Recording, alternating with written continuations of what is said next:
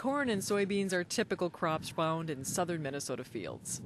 We also have bananas in this greenhouse. But in this agronomy class at Southwest Minnesota State University, students are growing bananas and pineapples.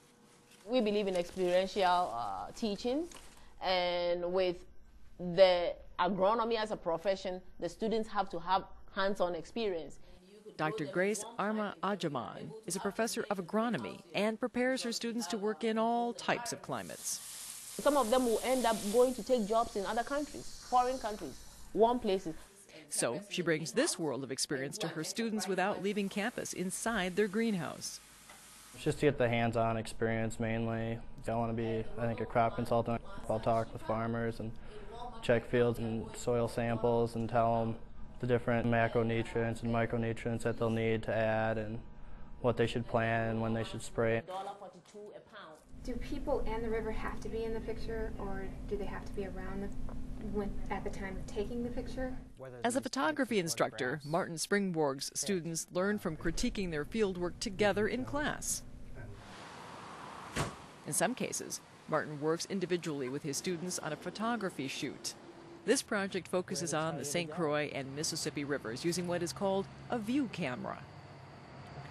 It's very fortunate I think for both of us that we're able to work together side by side and go through the motions of especially learning the camera. You can read about taking pictures, you can read about using a camera, but until you actually do it, until you see the things that you can create with a camera, it's not the same thing. We learned how to use a light meter, which will be useful down the road using other cameras as well. And we'll go with 22 for an aperture. Okay. This is pH, okay? Right. And this is your depth. So how far down are they? 0.233 meters. Don Graves, a biology and geology instructor, has integrated fieldwork into his classes for more than 20 years. His work at Rainy River Community College opened the door to the natural environment that surrounds the campus. Voyageurs National Park there, the Rainy River, and all of those wonderful assets for field biology types of courses. Do you think that there's a chance that some of the things that you would want to do might take 5-10 years? Because of the size of Don's class, he's able to blend his lecture and lab work together. Science classes are divided up with lecture and lab sections, and we were in smaller schools. I'm always able to blur that line.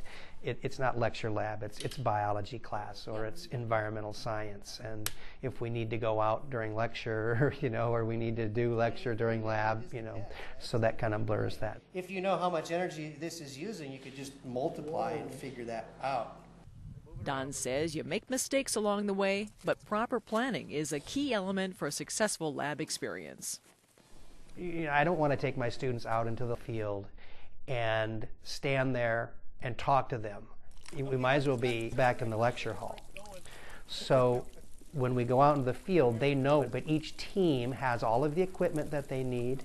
2 or 3 weeks we've been preparing for this. So when you go out, you're going to bring out the mushroom, the 2 house salad, and 2 ravioli. Okay. The field of culinology is a new program at Southwest Minnesota State University. It's the combination and the blending of culinary arts and food science. So we teach students who are interested in culinary arts the fundamentals of food preparation, cooking, as well as the science behind the food. Students get real-world field experience in the food preparation and dining areas while serving customers from the community. The activities are all connected to the student-run Green Bistro restaurant located on campus. Want me to do it? Yeah. And I want you guys to put your tomato down first, and then the oil, and then the balsamic, okay? Michael says his students are involved in the learning assessment of this field experience. The students are graded based on a report, a manager's report that they have to submit to me the week after they're the manager of for the week. Second one is their interaction, participation, and contribution in the kitchen and also in the dining room. So we will continuously watching them and guiding them and also showing them how to do things the correct way. Steak, are you waiting for 1 flank steak? It's like 2 table 3, 2 flank steak. Oh wow. The third way is via customer feedback. Every customer that comes to Green Bistro gets a comment card at the end of the meal, and we kindly request that they fill it out. Take this one all the way out. Dr. Grace Arma Ajaman says her field experience plays a critical role in her class. It's something that you have to experience. You have to feel, you have to touch, you have to grow. It's a lot of work. It's a lot of prep work. I hardly sleep. But it's worth it. At the end of the day, it's worth it. You are satisfied and the students are satisfied.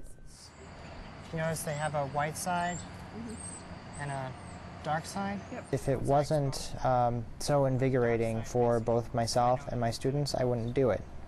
And it does require extra time. It would require a lot less time for me to simply lecture to them on the process or processes and then quiz or test them afterwards. But honestly, would result in a lot less learning, probably. Does it look good? Yeah. All right.